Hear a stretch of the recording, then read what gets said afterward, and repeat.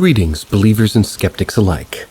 Paranormal M is here to challenge your perceptions and ignite your imagination. Subscribe now, hit the like button, and activate notifications so you can dive deep into the mysteries of the paranormal with us. Get ready to experience the extraordinary. Paranormal Stories House of Mirrors, Part 1. Mirrors were everywhere in the old 1970s split-level styled homes I grew up in. My mom loved them, wanted as much natural light as possible. She wanted the sun to be captured from the window and reflected back into the room. My closet doors were mirrors.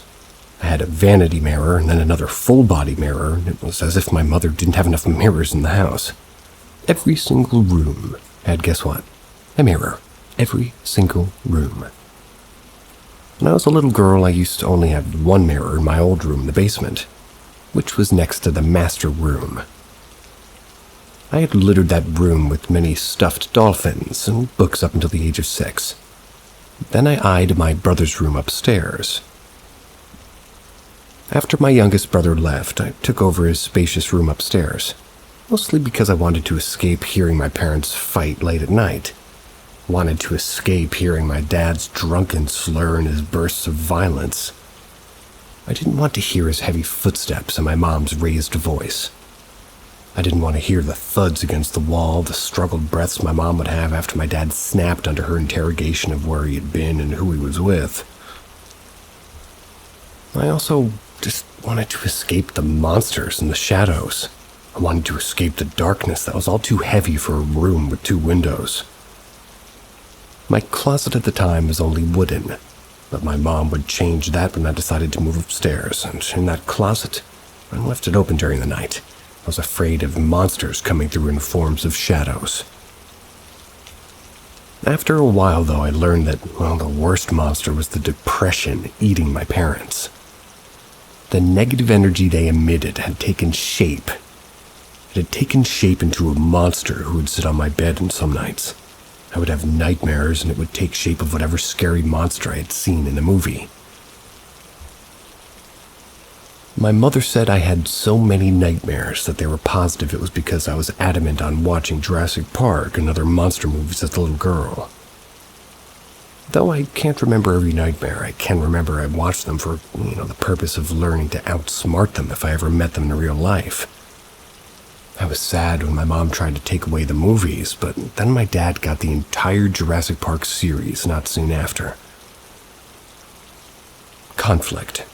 There was so much of it when I was little. Moving upstairs silenced some of it. I could still hear the echoes of my parents' voices. At least I could use the portable CD player I won at school to listen to some music. So I would often put in a CD that would play calming music paired with some sounds of playful dolphins. For the most part, I learned to be calm. However, I found myself writing more and more than normal. I could write down as much as I could, or at least it helped me to where I am now in the writing field, but I digress. Basically, I knew my imagination was pretty much wild and was the place where I could escape to when reality failed me. Everything that happened was around me because maybe my imagination. Oh, how I wish some of it was. The first week I'd settled into my quote-unquote new room, everything was peaceful. I could hear the birds chirping outside my window, and natural sunlight would pour into my room in the morning. It was beautiful, and the light was a nice change from the darkness I had before. The only place that it was dark in my room was my closet when you closed the doors to it. And I gladly didn't have to be inside of it unless I had to escape robbers. It was nice, however, the access to the attic was in that closet. To this day, I wonder why I never paid attention to that fact until later. Didn't really fear the darkness in my room if I had the blinds open. I could see the stairs, untainted with smog and pollution, crystal clear in the countryside that we lived in. It was all so fascinating to watch them till I fell asleep. I'd gotten used to the sounds of winds in the old house, But 2 days after my first week in the new room, I heard the roll of the wheels on my closet doors. I turned my head away from the window and looked at my closet. The darkness from before seemed to peek out from behind the space that was now open to me. I barely could make out a t-shirt hanging thanks to the moonlight, but other than that, the darkness was heavy and thick, peering out at me. It's crazy, but to this day I still feel the heavy stare that darkness had. It was one that I was afraid to connect eyes with the source. I was afraid of letting it in. Making up my mind that maybe I'd closed the door too hard before, I got up and slid it closed. I didn't want to acknowledge that I was afraid of what was inside, since I wanted to act like it was just a childhood fear. There are no monsters in my closet. I repeated it out loud to myself, the mantra barely reassuring me or relieving me of the eerie feeling in the air. Hesitating, I made my way back to my bed, crawled into it, pulling the blankets all the way up to my chin and tried to put my eyes away from the closet. I felt drawn to it, but I forced my eyes back to the sky outside where the stars were twinkling away. Twinkle, twinkle, little star, I sang to myself as I tried to evade the fear I had. How I wonder what you are. And a voice finished for me. Shocked, I looked around, didn't see anything at first. I figured it was my imagination again since the door remained closed. I shook my head and closed my eyes. I opened them again when my nerves were telling me to look at my closet again. And there the doors were, both slid into each other as both sides of the closet were now open and exposed. Temporarily in the mirror, I saw a figure of the darkness next to the foot of my bed. I screamed, only for the figure to go back inside the closet and close the doors. Sounds of footsteps dashing upstairs followed. My mother soon was in my room asking what was wrong. I wish I'd told her the truth. I just told her I had a bad nightmare. But that wasn't the last time I would see that figure in the mirror. House of Mirrors Part 2. In the mirror, I saw a figure of darkness next to the foot of the bed. I screamed, only for the figure to dash back inside my closet, close the doors behind it. To my naked eye, the doors seemed to roll back on their own. But because of the many mirrors inside my room, I could see the shadowy figure. What's wrong? My mom burst into my room, not having 4 seconds later. Just a nightmare. I was uncertain if my imagination was too strong for my own good, so I held back on the truth. I wish I told her the truth. That wasn't the last time I would see the figure in the mirror. It happened again about 5 years later. Yeah, it didn't happen right away. I wondered if the figure I saw was friendly and I simply scared it away for a while. That was my first mindset. But then I second-guessed myself and simply thought maybe it was just my imagination playing with me. At age 12, things started to become rocky with my parents. They fought over the same things, but they also fought over me. I had gone into the world of music to the point where I wanted to take up guitar, piano, and violin.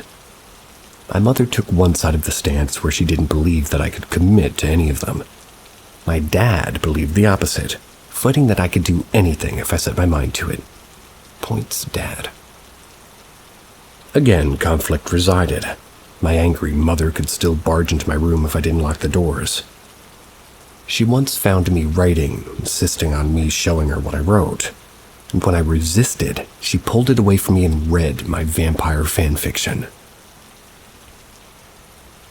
I was an angsty girl, hence my writings were a bit suggestive at the time. My mom and my dad both read my work. My dad actually liked what I wrote, aside from the fact that it was about the supernatural. Of course, my mother again got mad since she's the most religious in our family. She was, in a sense, a heretic.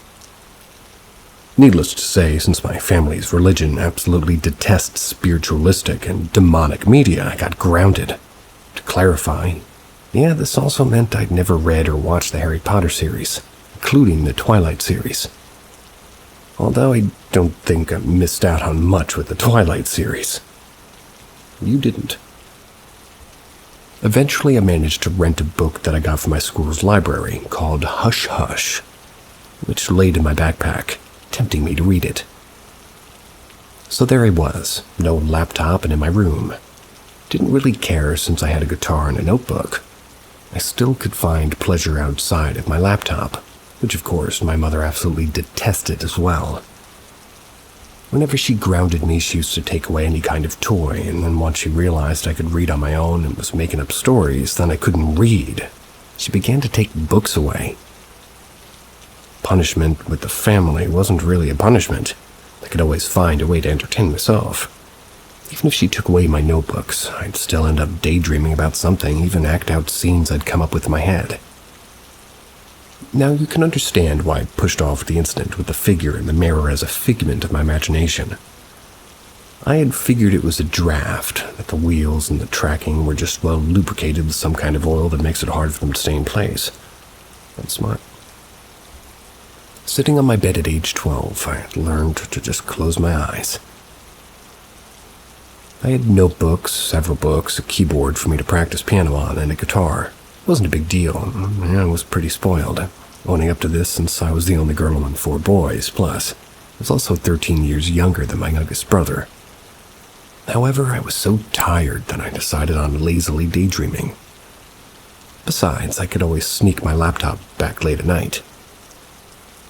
As a devout writer, I continued on imagining the story I began. I imagined what I would feel like to have fangs teasing the throat of the neck, how it would be to be kissed and then bitten by a vampire. My mind was rolling and it didn't stop. I was a 12-year-old girl going through puberty after all. I told myself to stop and I decided to pull out the book, smiling at my little success. I went back to the page I left off on at the library earlier that day. I buried myself into the book and became sleepy. I nearly finished the book by the time I set the book aside and stupidly put it on my bedside table. I passed out soon after, and I don't recall what kind of dream I had at first. All I know is that sometime later in the night I woke up again. But I couldn't move my body at all. I looked around my room, which was now fully dark. I barely could recognize anything around me. The familiar outline of my vanity was gone. Any sliver of reflection was gone. I didn't see a single mirror, so I knew I was no longer in my room anymore. A slight humming noise was around me. The room I was in lit up with a red flashing light. It felt like I was being pinned down by some kind of restraint system, so I looked down and noticed these short, pale creatures crawling on top of me toward my face. I felt a sharp sting in my leg. I knew one of those creatures had bit me already. It became to feel like sharp knives stabbing me all over my body until 5 creatures met my face. Their eyes sullen, beady, staring down at me with bloodied mouths and lunged at my neck, causing me to scream. The sound finally piercing through and I could hear myself breathing again. I could hear my screams and my frantic prayers escaping my lips. Had my mom not come to my room and slapped me in the face, jolting me out of it, whatever it was, I would have seen more than I could bear. She saw the book, and her anger brewed even more at me. "Are you tempting the demons to attack you or something?" She fumed and took the book off the table. She led me down to the entryway and opened the garage door. "Put it in there." I followed her command, put the book in the garage. I knew it wasn't the book's fault, but it was associated with demons in her eyes, so I didn't dare argue against her. "Did you want to die? If you keep associating with demons, you know God will never forgive you. You won't inherit everlasting life, only everlasting death. You know that, right?" She yelled at me. Had my dad been there that night, he would have stopped her from going that far, and I suddenly missed him. Her anger then died down after she ranted at me. Once she realized that I was still petrified, she at least brought to me, which made me kind of thankful, but I also felt betrayed. She was supposed to protect me, but all she cared about was the idea of force-feeding me to believe her system. All she cared about was telling me I was wrong. She begun, and I just looked away from her and saw a shadow in my mirror again, standing behind my mom. It didn't feel as eerie anymore. It felt almost comforting to see it. moved from my mom to me, a figure of its arm wrapped around my shoulder, and I felt a cool breeze raising goosebumps as it's touching me. "Do you want me to sleep with you tonight?" Her voice lowered. "I'll sleep alone," I remarked, still stung with the hurt from her hurtful remark. She looked hurt for a second, but then returned to her normal frown. "I'll sleep in the little entertainment room next to you if you need me. Just yell out again." "Fine." I simply just pulled my blankets over me again, waited for her to leave, and then cried into my pillow. My mom left, not seeing the dark figure in the mirror, and went into the adjacent room. At her departure, the darkness came to my bed. The eerie feeling no longer there, and it snuggled against me. "Shh." It hushed me, and it brushed my hair. I didn't question it. I'd been afraid of it for so long, but the sweet affection it gave me, the affection I desired and longed for from both my parents. The falling tears turned into a silent sob. My body shook against the bed, little breathy whispers muffled by my pillow. "Shh." It repeated until I fell asleep again. When morning came, I woke up with a sore neck. I was irritated with my mom. I remembered what happened, and then it kind of just snuck out to my laptop. Searched up what had happened to me. I'd learned it was sleep paralysis, and the figure, maybe imagination, just went too far with the vampire thing. I was stiff, my body was so sore, and I saw my closet doors closed. Again, I had felt as if my imagination had made it up. I knew the kind of comfort it gave me was what I desperately longed for. Gave me what my family didn't, and I hated myself. Thought it was a figment of my imagination since it knew all the things I wanted. That is, until something else showed up. The shadow figure in the mirrors was just the start of all of it. Very nice writing. All the bad things you went through, well, made your writing a pleasure to read. Thanks.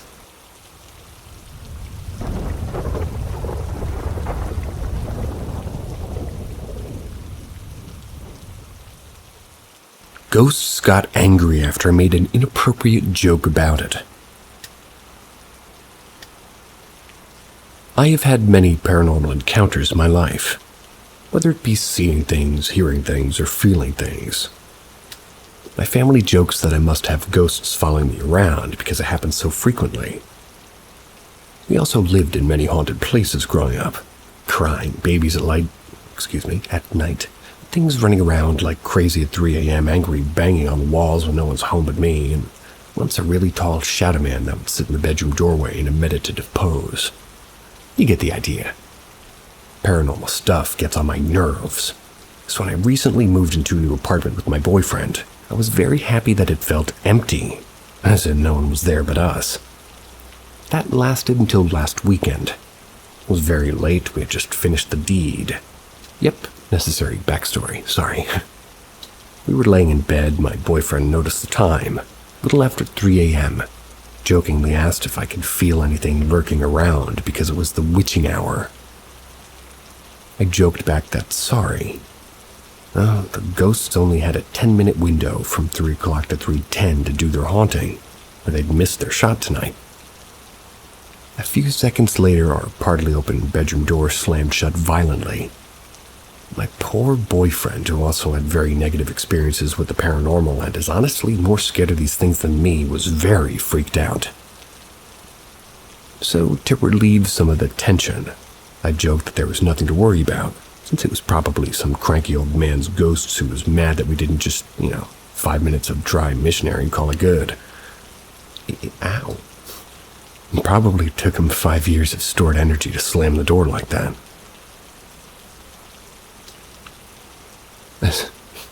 As soon as the words left my mouth, I felt something slam over me.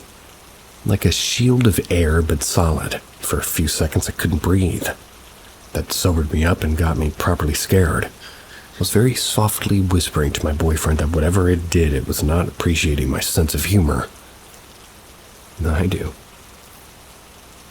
For the next few minutes, the bedroom door kept opening and shutting in small, jerky movements.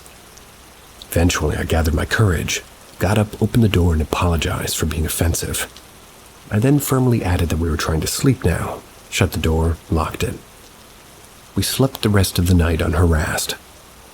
Honestly, I think the funniest part was my boyfriend asking to move to the side I usually sleep on by the wall so I'd be closer to the door, which is fine by me. Definitely one of the more interesting encounters I've had in a while. And I'm sad to say this house is not empty.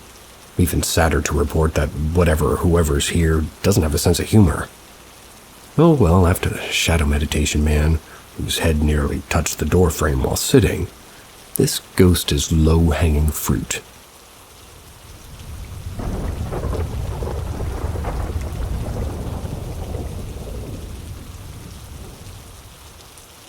My dead great-grandma came to me to say goodbye. Hello. Last week, my dad called me to tell me that my great-grandmother's getting weaker.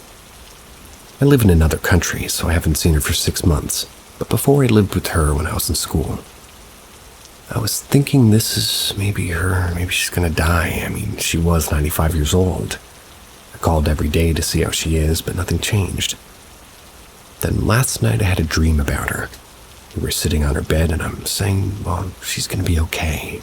She can go now. For the last 5 years, she was telling me that she wanted to die because this is not life to sit in bed all day. I told her that we'll never meet again, that we will meet again in heaven. I hugged her and said goodbye, and she was very calm in my dream, and that's when I woke up. I had this calmness that's okay if she's gone and it's her time. I called my dad to tell him about my dream, and he told me she passed away this night, and I had this dream. And I'm saying that she was calm in my dream because my dad told me that she was shouting much and singing in the last days. I was thinking I'm totally okay with her passing. She wanted this. She was waiting for this. But now I remember our moments together and cry because I'm going to miss her. Is it possible that my dream that she came to me to say goodbye? Oh yeah.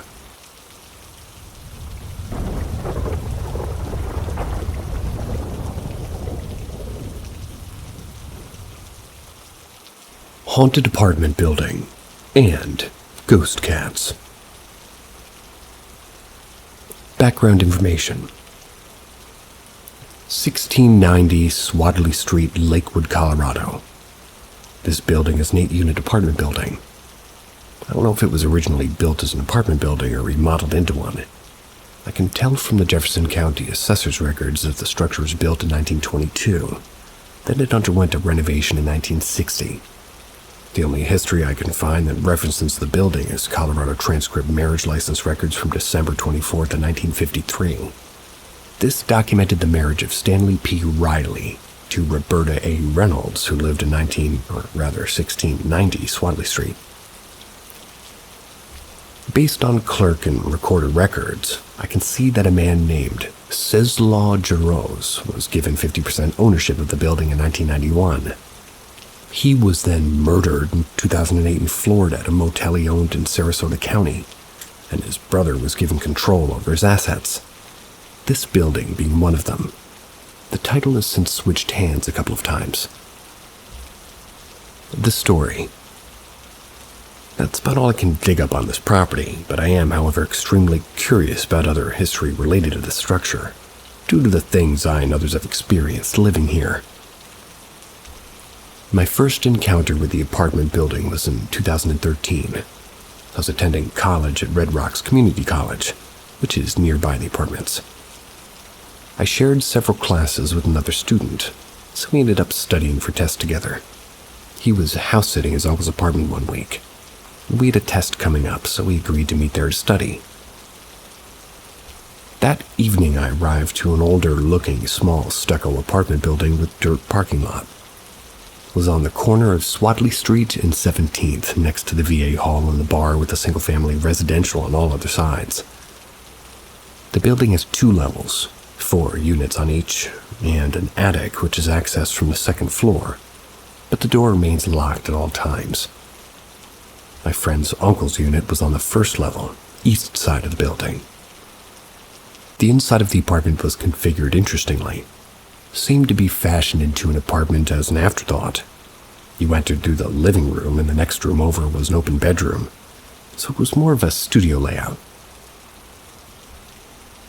You had to go through the bedroom to get to the kitchen, and the restroom was in the rear. We studied for a while, and then we began chatting. He told me that his uncle would say sometimes when he's sleeping that he'll wake up and see a figure in the corner of the room, tall and black with a white collar or a coif. Hard to say because the rest of the figure was like a shadow, darker than the rest of the room. My friend said that he had seen it too. Naturally, my eyes started drifting to the corner of the room, which was starting to freak me out, so I decided it was time to go. About a year later, I was looking for a place to live. My mom said there was an apartment down the street from her house that was a one-bedroom, only $600 a month. That was pretty good. Being a broke 21 or 22-year-old, I was like, sick. I went to check it out. Lo and behold, it was the building. The apartment that was for rent was on the second floor on the west side of the building. It was a corner unit with lots of natural light and not as odd of a layout as my friend's uncle's, so I took it. The first night I stayed there, I had a dream that there were all these animals, dogs, cats, rabbits coming in through under the door. There was a woman with them. I remember her standing in the doorway of the bedroom.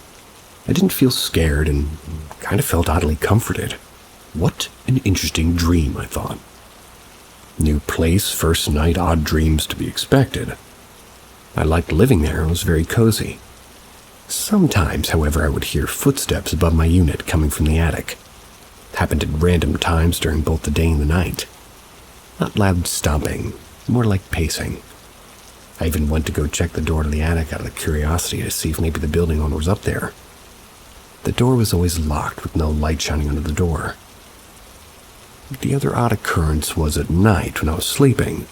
I would sometimes hear the sound of a cat jumping onto my bed, feel the pressure of little feet walking on the blankets and over me, and I never really woke up when this happened. But it didn't seem like I was quite asleep either. Never saw a cat, and I didn't have any other pets. I didn't actually really think of it much at the time. After a year, I moved out to live in a house with some roommates.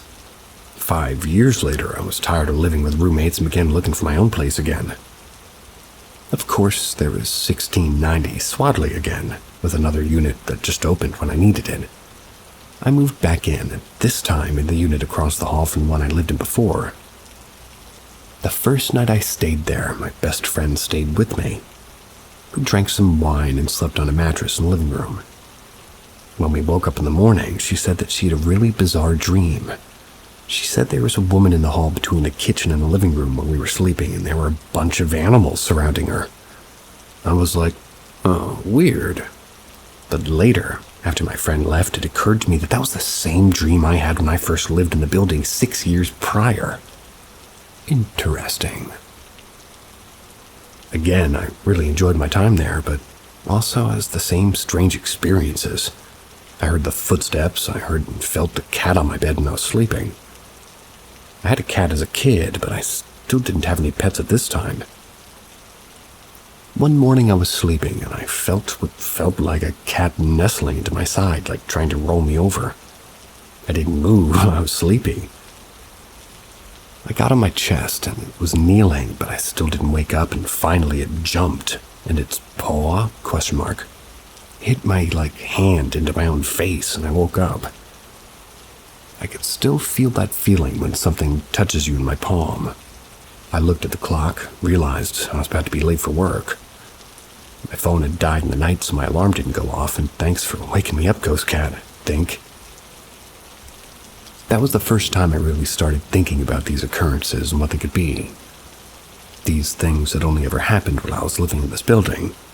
Not before, not the 5 years in between, and not since. Started reading about the cats in the spirit realm. Things that might try to disguise themselves as cats. I stopped looking into it. After 6 months, I decided to move again. As I was moving out, a woman was sitting at the little table outside that first-level unit on the east side of the building. We began chatting. She asked where I was moving. I asked, how long she'd lived here, and blah, blah, blah, blah. She began talking about the building and saying that it used to be a convent or something. Then she learned, or rather leaned in, and said that she thinks the building's haunted. Like sometimes when she's sleeping, she'll wake up and see a shadowy figure in the corner of the room with a white collar. You can imagine the whirlwind of chills I got. She was living in the same unit my friend's uncle lived in back in 2013, and she saw the same thing they did. So anyway, I'm curious. I believe there's something or someone's inhabiting this building. Why are they there? Who are they? What happened to them? Was the building ever used as a convent? I ask you, Reddit, can you help me dig up the history of 1690 Swadley Street, Lakewood, Colorado, 80215? What is the significance of ghost cats?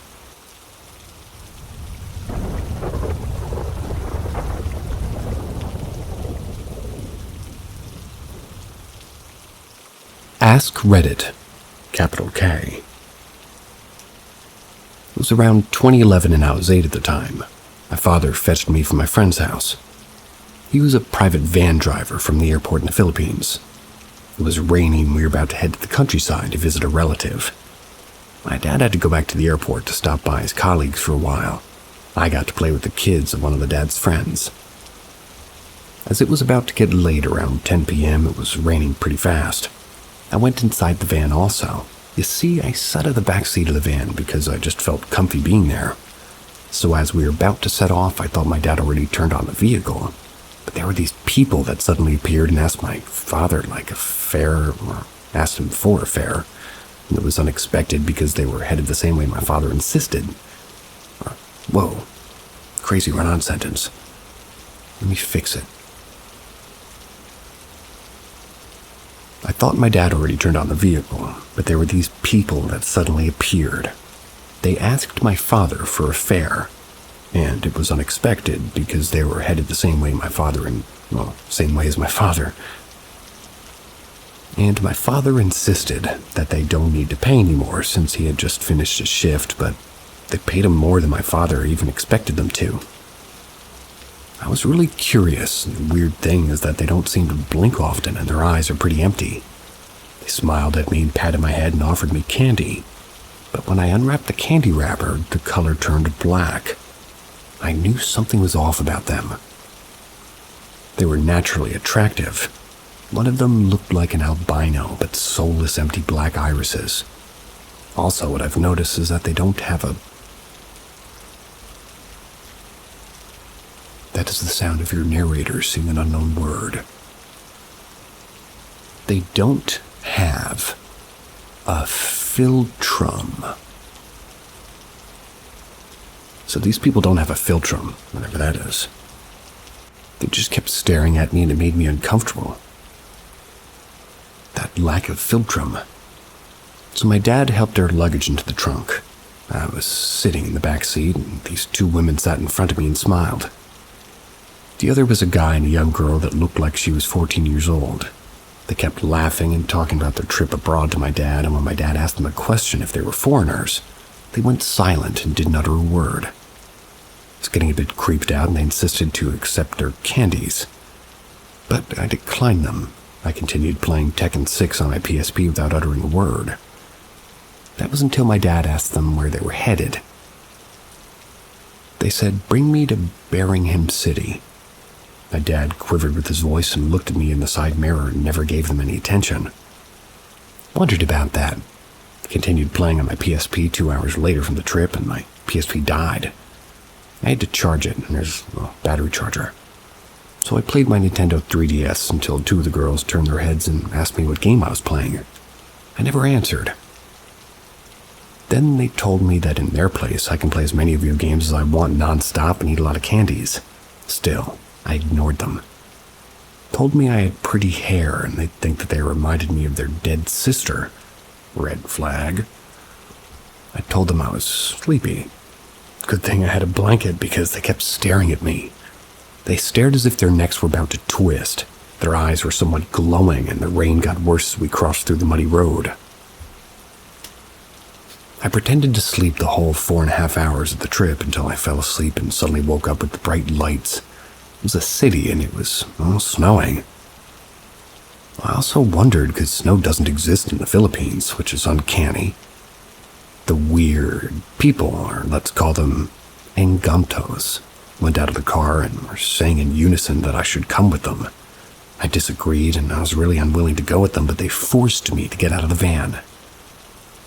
They gave me like a full plastic can of candies and they all turned black and I threw it away. I hurriedly went back to the van, and then my dad drove off in that strange city until it suddenly disappeared without a trace. I couldn't sleep for the whole trip until we were about to arrive at my relative's house. I told my dad that those strange people who rode with us were creepy, but then he said that we never came across with any passengers the whole trip.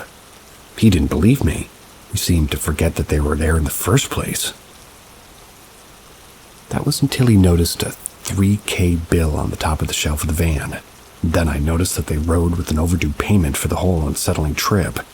My dad found it odd finding money on the top shelf. Until to this day, we sometimes talk about it.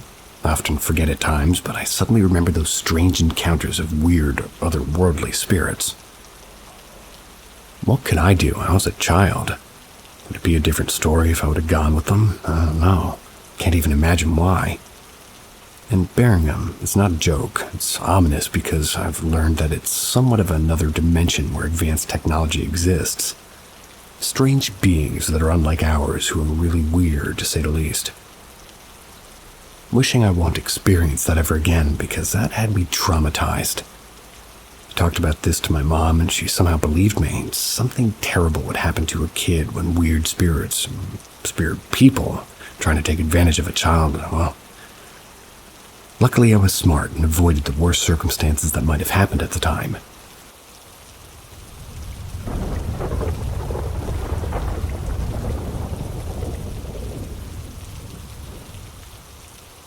Full apparition, solid appearance at hospice care facility. I was volunteering at hospice in Rochester, New York. It was 2012-2013. The hospice was located in a former private residence. We had an on-call nurse and a staggered schedule for volunteers. Always 2 at a time in the evening for coverage. I was in my 30s, and I was placing like a younger high school-age volunteer. I was fairly new and didn't know the details of where supplies were kept. I was sent down to the basement to find paper towels.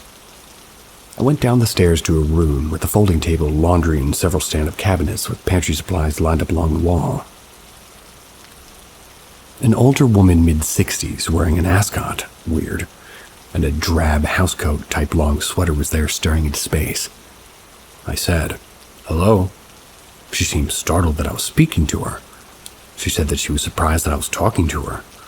I politely asked where the paper towels were, and she directed me to a specific cabinet, top shelf, on the left. Boom, there it was. The other volunteers started coming down the stairs, asking what was taking so long. I said, "This nice lady just showed me where the paper towels are." She laughed and said, "Was she transparent because nobody else is here tonight?" Sure enough, I looked around and the room was totally empty. I told her that she had to show me where the exit was, and where did the woman go? She motioned her arm as if to say, "Look around." I could see all 4 corners of the basement, no stairs or hallways at all. We both walked up the stairs slowly in silence, never spoke of it again. Lots of people have died in that house, and every rite ritual will be honored, whether Jewish, Christian, Hindu, Tibetan, Buddhist, etc. I respectfully stopped volunteering after that. Did a food program for the homeless instead.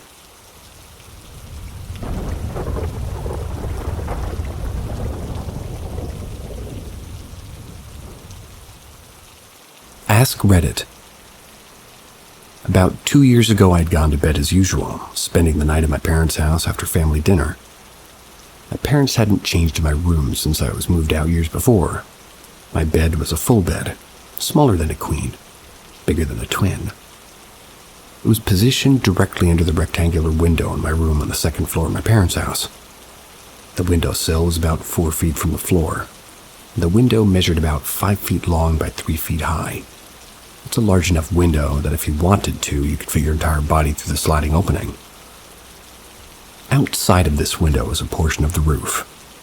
When I became older, I used to escape out of this window and go see my girlfriend at night. I had glued the alarm sensor in the window frame to one another, opened it after my family went to bed, climbed out into the rooftop, climbed down the fence in the backyard to get in my vehicle. If you had a vehicle, why'd you have to hide? I guess what I'm getting at is, it's somewhat simple to scale the house from the ground, to get to the point where you can stand directly outside of my bedroom window. So as a child, I was never crazy about sleeping in my room. I consistently complained to my mother that I continuously saw shadows at night or strange figures sitting on the roof outside. I made such a big fuss that my mother tore down the curtains that were there previously, replaced them with blinds. From that moment on, I consistently made a point to close the blinds in a way that I couldn't see outside from beneath. The window is slightly higher than my bed position. This way, nobody could see in from outside. I don't know all the details, if they're all necessarily important for my experience, but I felt it's best to try to paint as complete of a picture as possible for you all. Okay, so 2 years ago I go to sleep. It was somewhere between 10:30 p.m.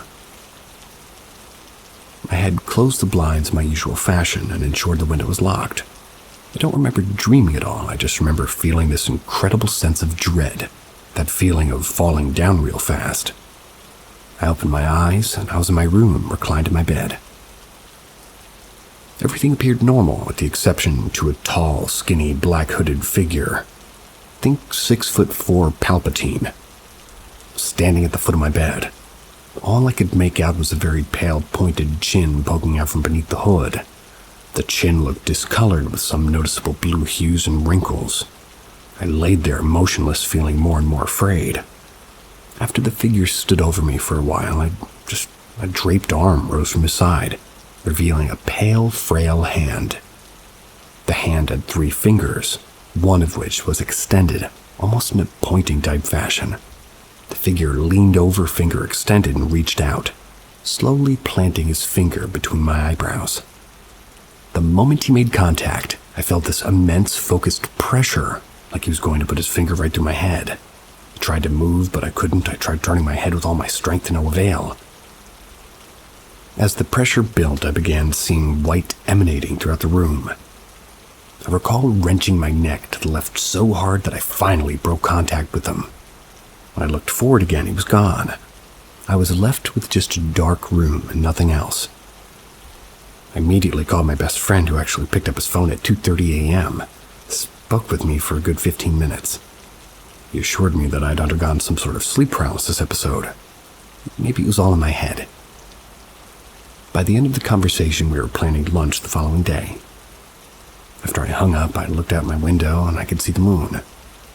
Thought nothing of it for the moment, but then realized that my blinds were turned in the opposite direction that I'd left them. My window was unlocked. I have absolutely no explanation for any of this, and I'm incredibly reluctant to share this story with anybody. It's the first time I'm writing my experience down. Has anyone else ever experienced something like this? I'm 100% certain my blinds were closed, and 110% certain that my window was locked. I was never happy about sleeping near the window as a child, and today I avoid it completely.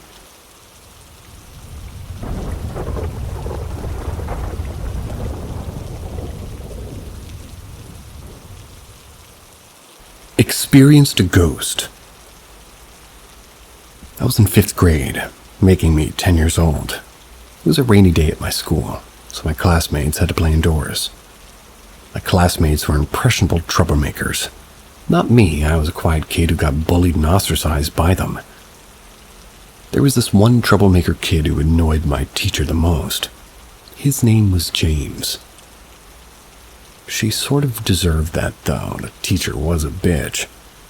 Same rainy day, had the whole day off basically because her teacher was in the middle of a divorce and could really give 2 shits about teaching 10-year-olds.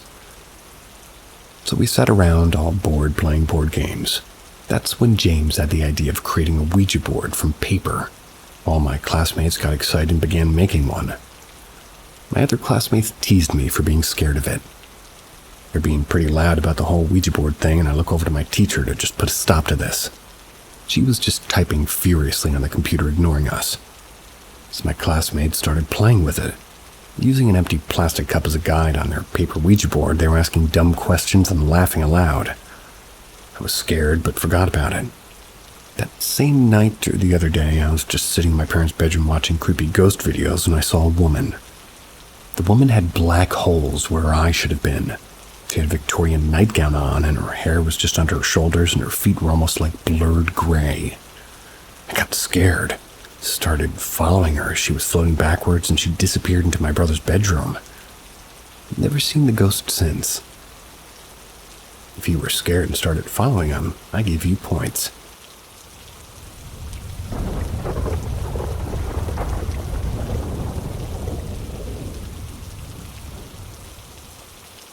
Dead serious. I think my family is cursed. This isn't just one time. It's been for all of mine, even my mother's life. Here's the first time, though. Me and my twin are babies. We would refuse to go to a specific room. We'd scream and cry when we were put in there. My mom saw a shadow figure in there, watching us as we slept. Never left us in there again. Second time. Mom opens pantry and there's a small pale girl in there. She asks, who are you? When she blinks, the girl's gone. Me and my twin were still babies, same house. Third time. I saw the Hat Man outside my sister's room. The fourth time. Mom sees light orbs floating around mine and my twin's crib, same house. Fifth time. Random happenings, knocking voices of people that aren't at home, seeing glimpses of white or black shadow figures, banging, doorknob rattling, seeing people that aren't at home. That was short and concise.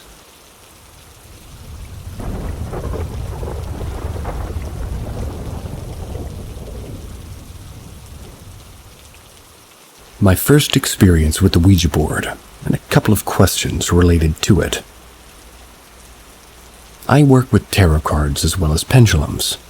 I've also used other stuff to communicate with the unknown, but never a Ouija. Yesterday, I spent the day and night with a friend. Since it was Halloween and we wanted to try, I just drew everything on a piece of paper and we used a literal hoop, like the earring as the thingy that moves. In less than a minute, we had our first spirit coming through. I was the one asking the questions, but I pretty much panicked when it started moving to the spirit and went left.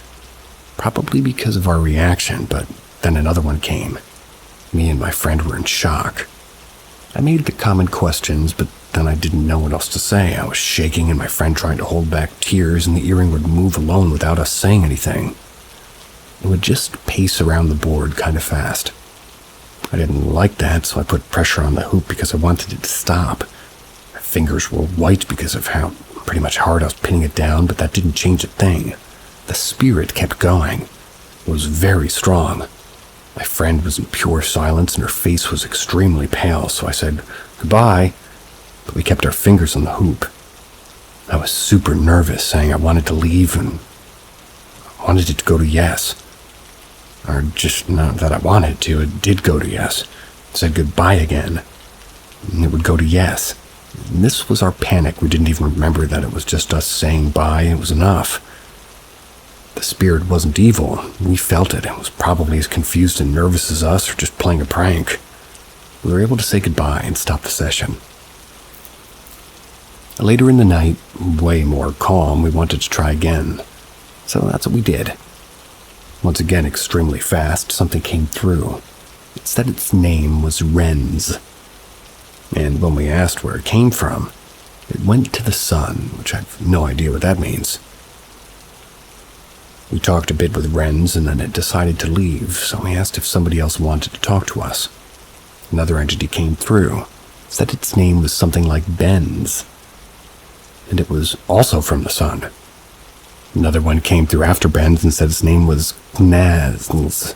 Oh, G-N-A-Z-S. Gnaz. Can't do that one.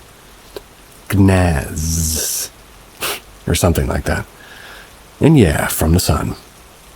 Fourth one's name I don't really remember, but it also had a Z on it, and the same thing, all four of them from the sun.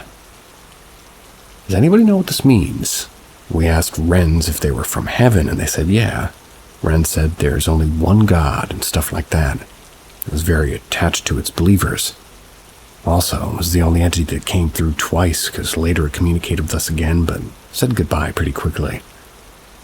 I'm curious about the names, and also the fact that they were all from the sun. I couldn't find anything online, so if anybody has any clue on what this means, I'd appreciate it a lot. Probably has a meaning, but I wasn't able to find information.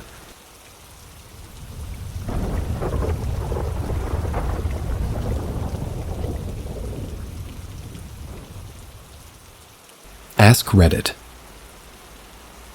I lived in a single-wide trailer for a good portion of my life, 10-ish years. And in that time, I had 5 encounters that stand out. The first was when I was about 10 years old. I was asleep in the bedroom when I woke up and felt something was watching me. I looked up at my ceiling fan, saw a half-skeletal face staring back at me, started screaming for my mother, who came running and asked me what was wrong. I told her, look at the fan. But she couldn't see anything. I refused to go into that room for weeks. Indeed, Gecko. The second was a couple of months later. I was back in my bedroom, sitting on my bed playing Game Boy. That's when I got the same feeling, except this time there was a partially see-through black smoke-like figure standing in my doorway. I was frozen in fear, and all I could do was stare at this thing. And after that, it was something that felt like an eternity. It just disappeared as soon as it was gone. Ran out of my room, didn't go back into that room for months. Or running out of rooms. The third was when I was 13. I was watching a movie on our old TV, knobs for volume and channels and a button for power. That's when it suddenly turned off by itself. When I turned it back on, it was a different channel. The fourth was about 2 hours after the third. I was sitting at my kitchen table when I heard the back door open and close, so I went to check it out. When I was almost to the door, it opened again, and I could see that there was nobody there, and then it slammed closed. I locked it, went back to the kitchen, but I sat so I could see the back door. It opened and closed by itself 4 times within an hour. The 5th time was when I was 16. I was home alone watching TV when I heard knocking coming from the back door. Went to see who it was, but there was no one. I started walking back to the kitchen when I heard another loud knock coming from my bedroom, but again, no one was there. I was so annoyed. I punched the wall by my bedroom and said out loud, "If anything's there, knock again." And it did. I said, "You call that a knock?" Punched the wall as hard as I could, and I said, "That's a fucking knock." It knocked even louder. So I said, "Show me what you can really do." And it made a sound so loud it sounded like a bomb going off, and I said, "Okay, you win." I never heard or saw anything else in that trailer after that.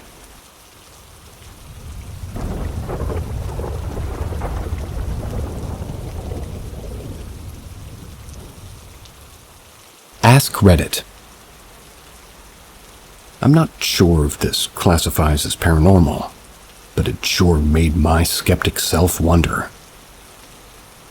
A little over a month ago, my grandpa died suddenly. My grandma died last year, so we had to drive across the country to deal with her will stuff.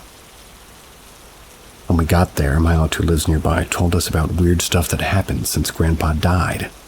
Mystery text messages about things said at his deathbed. Stuff disappearing and appearing under mysterious circumstances, which seemed kind of out of character for her. But she was grieving, so I didn't think much of it. We stayed at my grandparents' house while we were there. It felt weird from the get-go. Couldn't put my finger on exactly why, but I had the hardest time relaxing. I did not really get along with my grandparents. We hadn't been close for decades, so it didn't really feel like grief. It was just uncomfortable to go there. So much so that I slept with the light on. Every night I sleep with a guided meditation app on a loop. I've used it for over 5 years now. The second night we were there, I woke up around 3 a.m. and realized I couldn't understand what the guy in the app was saying. Thought it was just because I was half asleep or something, so I paused it, waited around 30 seconds and hit play again. Still, couldn't understand it. At that point, I shot up in bed, 100% sure I'd had a stroke or something. I thumbed through a few apps on my phone to make sure I could, read. I went through fast. Totally fine. Hit play on the app again, still couldn't understand it, and it's not that I wasn't comprehending language. He was just talking in total nonsense words. Every other part of the recording was fine. Music, pacing, etc. All sounded normal. It's just the dialogue was completely incomprehensible gibberish spoken in a totally normal conversational cadence. Texted my girlfriend about it even though it was the middle of the night just as proof, Proof to my future self that it hadn't just been a dream. So needless to say, I struggled to go back to sleep. But from the next morning onward, I didn't feel weird in the house anymore. I can't help but feel like it was my grandpa saying goodbye in his own fucked up way, because he'd always be delighted in playing sometimes mean tricks on me as a kid. Still, I had installed that app and I'll never use it again.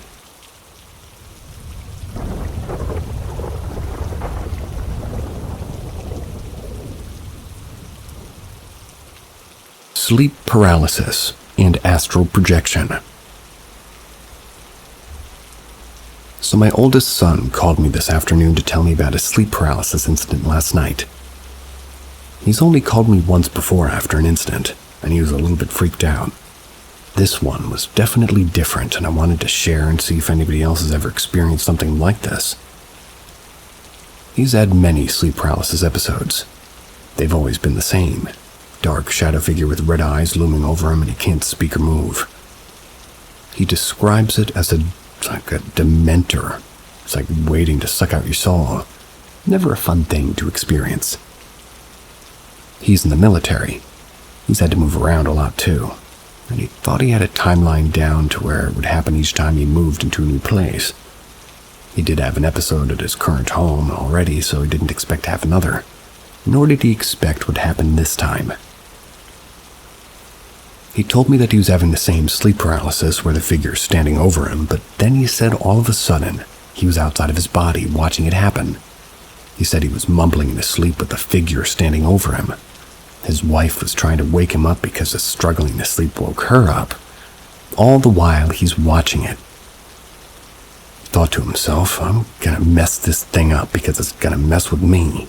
So he yelled at it to get its attention. It turned and looked right at him. He started forward as to grab it, and then just as he was reaching out for it, he said that he was back in his body and his wife woke him up. Thought he was having a second layer dream. His words anyway. I've never heard of that term before, but this sounds more like an astral projection to me. Has anybody ever experienced anything like this? Especially during a sleep paralysis episode. He's a very normal and logical person, but understands sleep paralysis. But he's never had a dream like this or an out-of-body experience before.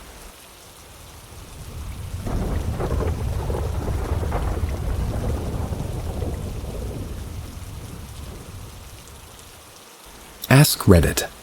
Capital K again. I still have this one experience burned into my memory from when I was around 7 or 8. I woke up in the middle of the night to find my mother standing over my bed. Though she was a bit blurry and kind of glowing pink. Once I realized she was there, I asked if she could get me a glass of water. I then remembered turning to look at the glowing balloon Winnie the Pooh nightlight right next to the left and, to take the cup that was usually next to my bed, and, turned back to hand it to her, but she was still standing there motionless. So I asked again, Mom, can I have a cup of water? But she continued to just stand there staring at me. So I started to shout, Mom, Mom, Mom. And that's when I just, like in a burst rather, my mom from the bedroom door wearing a long one-size-fits-all Garfield sleeping tee said, What's wrong?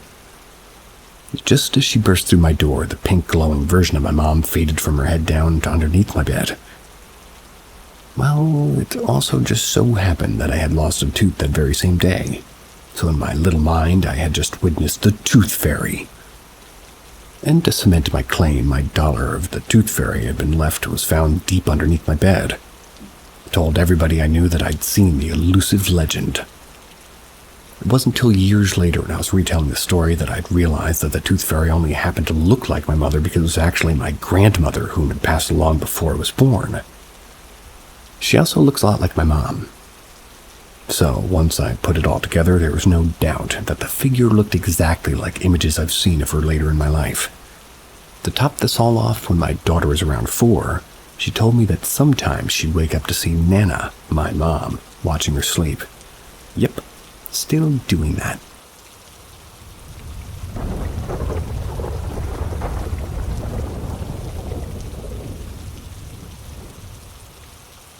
Am I being haunted?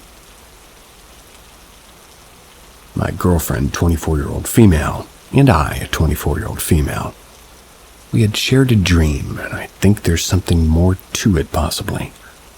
The shared dream had a malicious feeling to it and freaked us both out quite a bit when it happened. I did make a post about it on Reddit directly after it happened. The only place I could think of that would be a warning of is like Zach Bacon's museum in Vegas. We had been gifted the tickets as a part of a trip for January 2024. There was no backing out on going, even though I was worried that the dream was really a warning against it. So skip forward to the last month and we're on our trip. Nothing extremely weird happened while we were at the museum, except the feeling the whole place gave me. I had the excited jitters to go through, and well, I completely forgotten about the dream by this point. As we started the tour, the feeling of jitters subsided and a heaviness started to weigh in my chest. I also felt pretty dizzy. This feeling got worse as we walked through the rooms. We learned about victims of horrible crimes and people who faced gruesome death. All I could think was, I'm sorry this happened to you. My girlfriend kept asking me if I was okay due to my behavior. I was acting super weird because I just felt so off and couldn't vocalize it very well. We got to the point where we had the opportunity to go in the basement with the spirit box. My feet wouldn't walk forward to go down the stairs. My girlfriend was ahead of me and already making her way down, and my body was fighting against my natural instinct to follow her. I called her name. I told her I needed air. We stepped outside and left the tour for a few minutes. Needless to say, we didn't go in the basement. The overwhelming feeling I got was that it was disrespectful, and I would anger whatever presence was supposed to be haunting that area of the house. The rest of the tour went on, and the feeling subsided after we left. The rest of the trip was normal. I blamed the feeling I had on the low lighting and the use of fog machines. Those things just, give myself peace of mind. After the trip, we moved into our new apartment. We had signed the lease a week before we left for the trip. We finished moving in at the very end of January. Recently, my girlfriend's been waking up with scratches on her body. Not small, faint scratches, but large 6 to 9 inch ones that leave a scab due to the blood being drawn, accompanied with small ones, usually 3 or 4 in a row. It's like they're perfectly done with long, sharp nails. Also, all scabbed over. I've never known her to scratch herself. She also has been having trouble sleeping, which isn't extremely uncommon for her, but it's come along with extreme paranoia of the dark.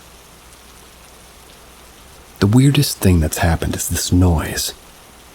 I heard it this one morning getting ready for work this past week. I was walking through a hallway to the kitchen and faintly heard people talking. This isn't totally unusual as it's an apartment, but what happened next has sufficiently freaked me out. Right after I heard the muffled talking, I heard what sounded like a woman gasping. Like she was gasping right in my ear. I ran down the hallway into the kitchen expecting someone to pop around the corner, but nobody was there. Called my girlfriend, grabbed my stuff, then hurried out. When I got to work, I checked the camera that we have sitting on the counter next to the hallway, and it caught the noise. The only way I can explain it, and on the video, it's like if somebody pushed all the air out of a shampoo bottle and let it suck it back in. It's pretty loud and an airy sound. Not really like the floors creaking or my feet shuffling. There's no hot water heater or vents even in the apartment if we could, none of that explained the noise. I don't use Reddit very often, but anyway, I want to hear it. Or rather, if anybody wants to hear it, raise his hand. I'll try to post the video. My girlfriend has jokingly blamed it on our ghost, but I try not to let her really think I'm, wandering. Wondering, I believe, if we're actually haunted to avoid freaking her out. I'm not saying these things are connected to the dream I had or the museum trip, but they've all happened pretty closely together. Any recommendations, rationale, or explanation is welcome. I should also mention that I've never had paranormal experiences up until this point in my life, so I don't particularly believe in any higher beings. Also, this apartment building is almost 100 years old. If you don't believe in any higher beings, then why were you so scared? See ya.